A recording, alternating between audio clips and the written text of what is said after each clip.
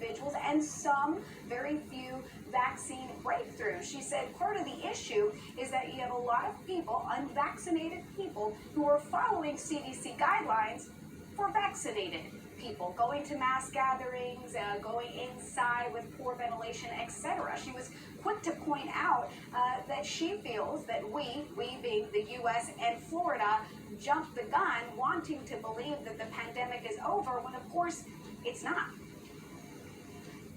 If we don't heed the fact that people need to be more cautious than what they're being right now, we're going to see more deaths, we're going to see more cases, and we're going to see a lot more long COVID, which is what's really, really troubling for the younger population.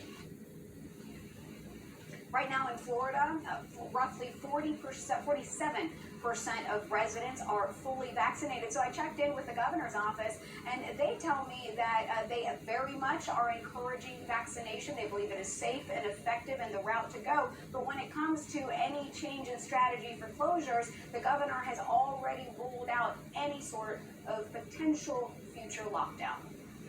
Layla, is there some campaign in Florida against Dr. Fauci? Well, if you check the governor's Twitter, he tweeted yesterday some of his PAC's merchandise, and some of that, we're talking about koozies and shirts, etc., have slogans such as "Don't Fauci my Florida," or "How can I drink a beer with a mask on?" And that is being retweeted by the governor as we're seeing the number of cases and those testing positive on the rise. It's hard to know what to say about that. You know, it's hard to drink a beer when you're on a ventilator. I mean, it's just hard to know about that message that the governor is trying to send. Layla Santiago, thank you very much. So today the White House is launching a new strategy to fight the disinformation and fear-mongering about vaccinations from right-wing cable hosts and social media. Yeah, some officials are worried of alienating Republicans and generating more skepticism of vaccines that health experts uniformly say are safe. CNN's Jeff Zeleny joins us now. So what's the plan for the White House to combat disinformation?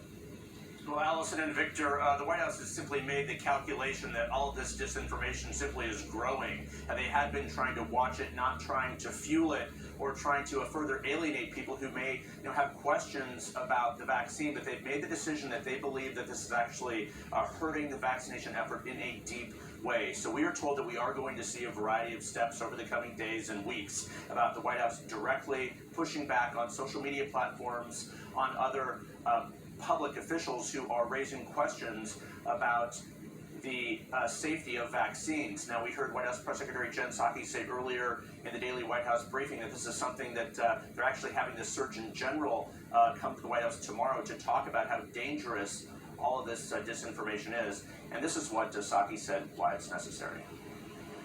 The pushback against disinformation, information that is, literally a matter of life and death, is something that is going to be a continued focus of this administration. We're going to continue to call out disinformation and call out where that information travels.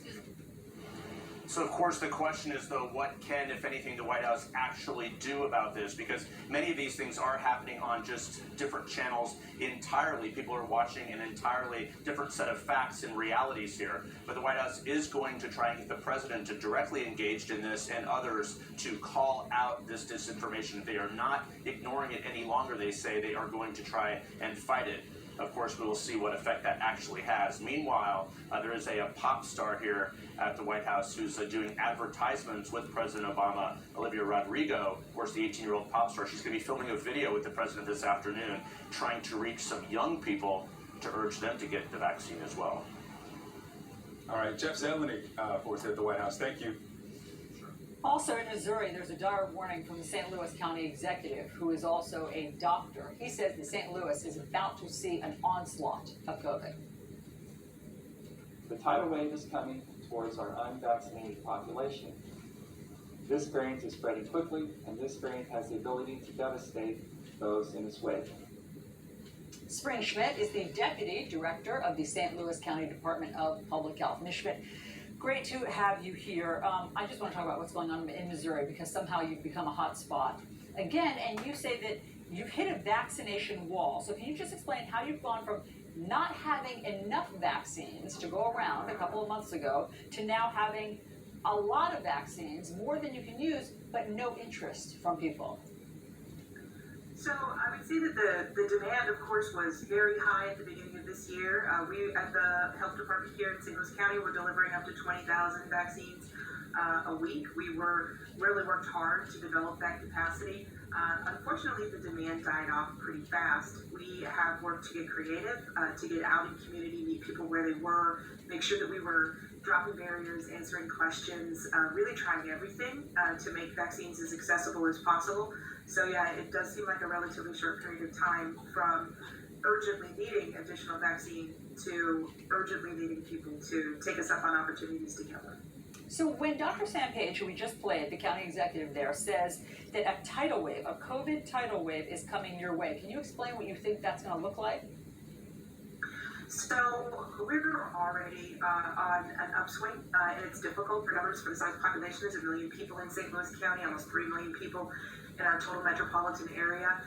These types of population numbers, they don't change swiftly, at least not in a downward trend. So we're up 69% in our cases from where we were about 30 days ago. That's of concern to us. We've been watching our neighbors, and certainly I've been talking to my peers in Southwest Missouri who are currently having more cases per day than I am. So what we see is when this hits the population density of our big metro areas, we're expecting that to see sizable increases in our unvaccinated populations.